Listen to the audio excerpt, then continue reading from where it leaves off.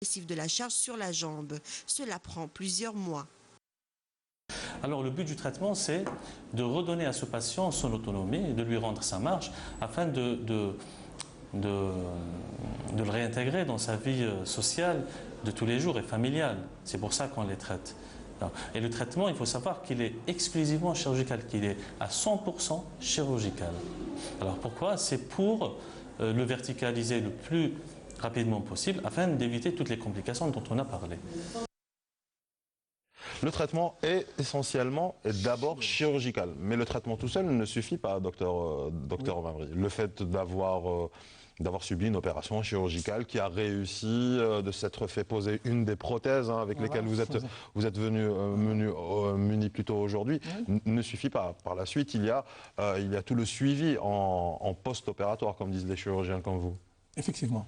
Le traitement, pour reprendre ce qu'a dit le confrère tout à l'heure, il est essentiellement chirurgical. Parler de traitement conservateur, parler de traitement de traction au lit, ça n'existe plus. Donc, l'objectif et le but essentiel de ce traitement, c'est la levée précoce. Comme on a dit tout à l'heure, c'est la verticaliser le malade. Néanmoins, au minimum, ça sera faciliter son nursing. Donc le traitement, il est de deux volets. Il y a un traitement conservateur et un traitement radical. Le traitement conservateur de son nom, c'est essayer de conserver la tête et le col. Ça veut dire qu'on essaie de synthéser. On synthèse généralement, bon, c'est des indications, bien sûr. On ne fait pas le traitement pour n'importe qui. On synthèse soit par une vis spongieuse, c'est le genre de vis qui fait spécialement pour synthéser le col. Il y a un traitement plus avancé de synthèse, c'est la DHS, c'est un système américain, c'est la Dynamic Hip Screw. C'est un système qui permet, c'est un monteur dynamique qui permet un appui, une marche rapide. Ça, c'est le traitement conservateur. Ça veut dire qu'on essaie de garder la tête et le col du enfant. On essaie, ça c'est en fonction de la gravité de la fracture. Pour les fractures type 1, type 2, Gardner 1, Gardner 2, Gardner 3. Et en fonction de l'âge également. Si le sujet est jeune, on n'a pas le droit de faire une prothèse. On a le droit de... Par contre, puisque notre volet se concentre sur les sujets âgés, le traitement, il est pratiquement à 90%, il est traitement radical. Ça veut dire que c'est un remplacement prothétique. C'est-à-dire que ce qu'on fait, on enlève la tête et le col, ça dépend. Des fois, on fait un traitement cervicocéphalique partiel, tel une prothèse cervicocéphalique de Moore. Ça, c'est une prothèse partielle. Ça fait comme ça. Pourquoi la prothèse de Moore? Pourquoi j'ai commencé? On dit que la prothèse de Moore, c'est une chirurgie rapide, facile et très efficace. On peut déambuler le malade dans les heures qui suivent l'intervention, parce qu'on obtient l'indolence totale. Donc, c'est une chirurgie réservée aux sujets multitarés, vieux, très âgés quand même, parce qu'on ne peut pas leur imposer un geste lourd d'une prothèse. Il y a un deuxième volet de prothèse, c'est les prothèses intermédiaires, entre la prothèse totale de hanche, entre la prothèse partielle. Ça, c'est un traitement qui est destiné à une certaine catégorie où l'espérance de vie, elle est plus importante. Parce que l'inconvénient de cette prothèse, c'est quoi? C'est qu'il y a le métal en face de l'os. Donc, il y aura une agression du métal. Donc, c'est une prothèse qui peut tenir 4 à 5 ans. On la réserve exclusivement, je ne dis pas au cas désespéré, mais là où le pronostic vital est plus ou moins très altéré. L'autre type de prothèse dont on a parlé, c'est le remplacement total. Ça veut dire que c'est une prothèse totale. On remplace et le cotyle. Voilà, ça c'est un cotyle. On le met comme ça. Et ça, c'est la prothèse qu'on met au niveau du fémur. Ça, c'est la prothèse totale. Donc, revenons à notre objectif. C'est ça. C'est la prothèse totale.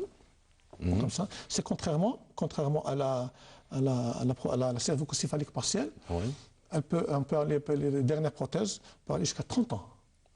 Donc vous imaginez à peu près, on fait ça pour une personne qui est capable d'assumer un geste chirurgical lourd. Retournez-le dans l'autre sens, comme ça nos téléspectateurs peuvent voir par la caméra que vous faites face. On va commencer par la prothèse de Moore, là. Ça, c'est la prothèse de Moore. Celle-là, vous disiez que c'était la plus pratique et celle qui permettait de se lever le plus rapidement. C'est une chirurgie rapide, facile et très efficace. Donc ça permet une déambulation, ça permet une indolence totale et ça permet de verticaliser et de faire marcher le malade, pas dans les jours, dans les heures qui suivent l'intervention. D'accord.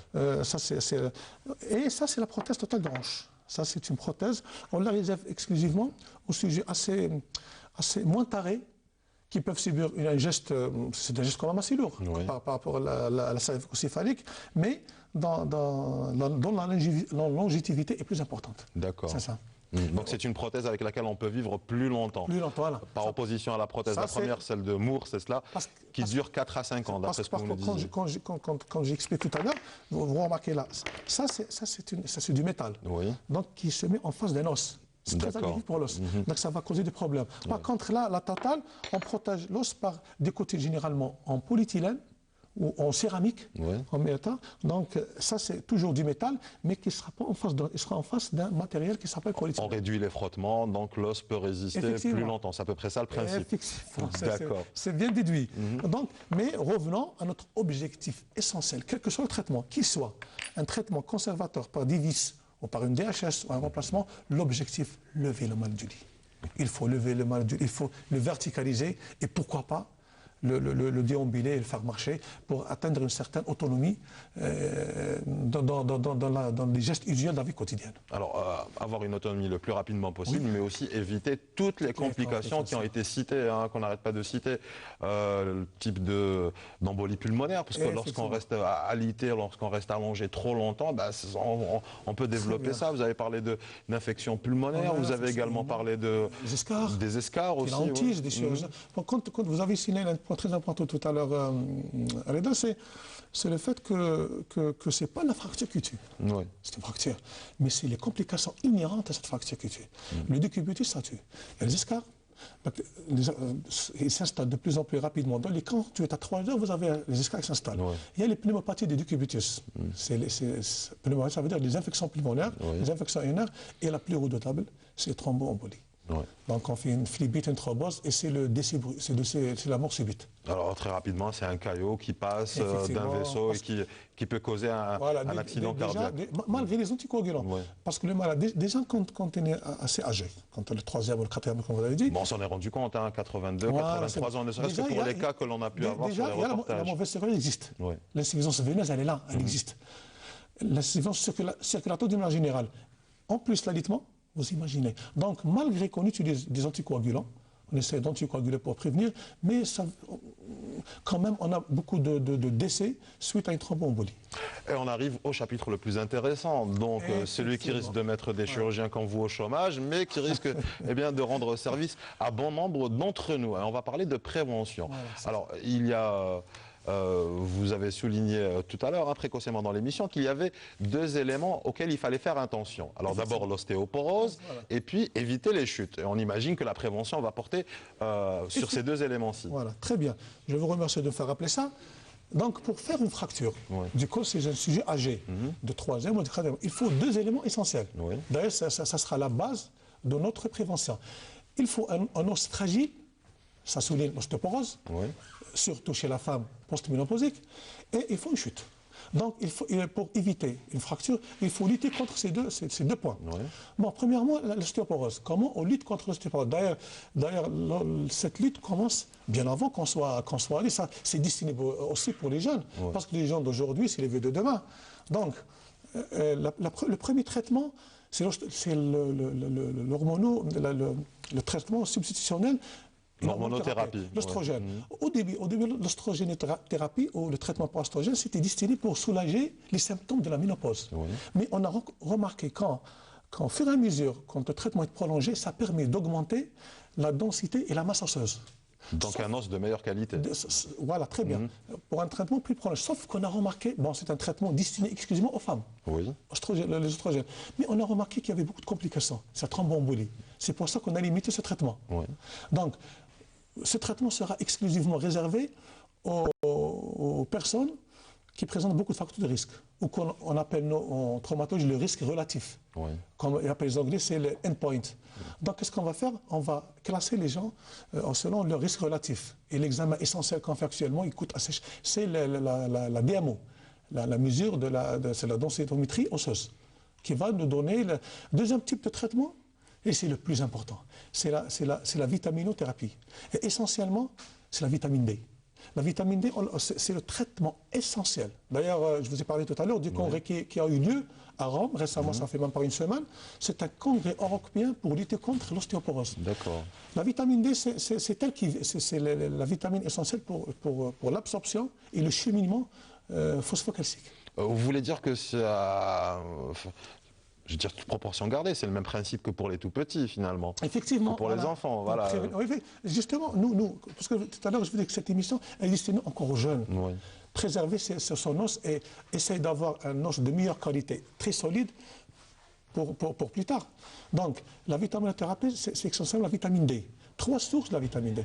Premièrement, une source alimentaire. Oui.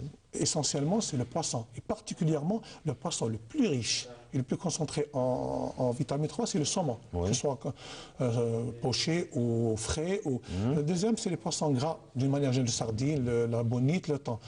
Également, la deuxième source de vitaminothérapie, c'est la vitaminothérapie pharmaceutique ou médicamenteuse. Et la troisième et la plus importante, c'est l'exposition au soleil. Celle qu'on fabrique nous-mêmes, quoi. Effectivement. D'ailleurs, tout à l'heure, j'ai oublié de vous signaler une chose. Pourquoi ces fractions? Moi, j'ai parlé d'un chiffre de 6 à 8 millions par an en 2050. 80% de ça, c'est en Europe, particulièrement en Danemark, en Norvège et en Suède. Pourquoi? Parce qu'il n'y a pas assez de soleil. D'accord. Et je vous signale que la meilleure qualité de vitamine D, c'est synthétisée à partir des rayons ultraviolets, combiné à un dérivé du cholestérol, ça fabrique la vitamine D. Donc c'est l'intérêt d'une exposition solaire impérative. D'ailleurs, on l'appelle la vitamine D soleil. On l'appelle la vitamine au soleil.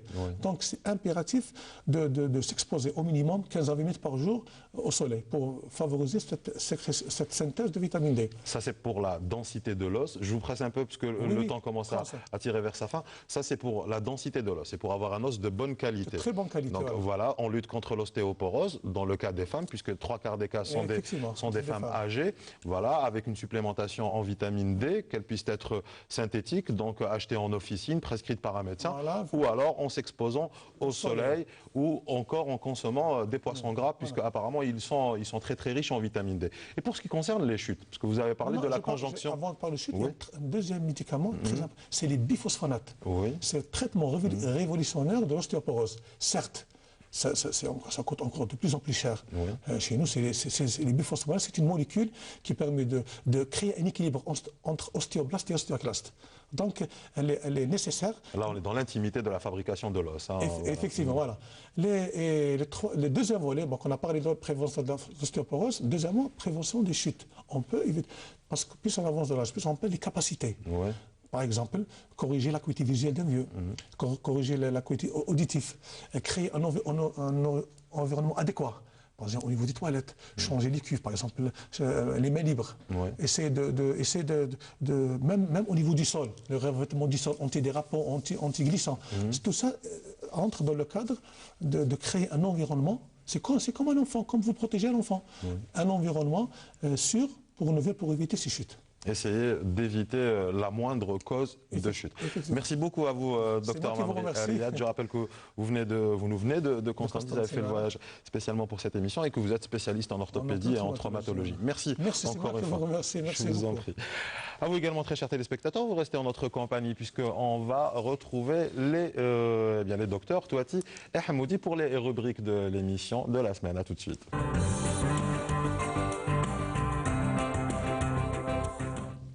Et on arrive à la dernière étape de cette semaine, les rubriques de Santé Mag en compagnie des docteurs Hamoudi Leila. Bonjour à vous. Bonjour.